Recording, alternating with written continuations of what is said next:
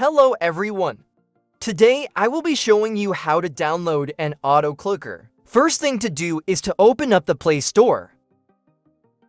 Then at the top, type in AutoClicker.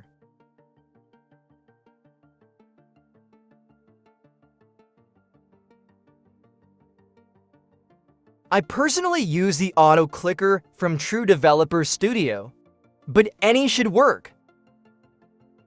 I already have it installed, but click on Install and then open once it has finished installing for you.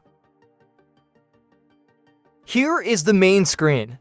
There is a single target mode and a multi-tap mode. Single tap is to click on one spot. Click Enable to get it started. You can move the location around and change how fast it clicks. It recommends to not go below 40 milliseconds.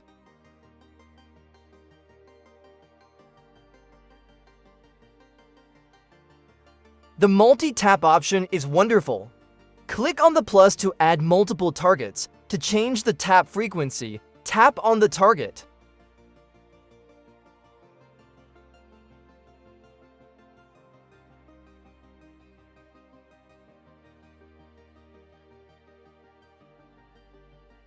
Hope you found this useful. Thanks for watching.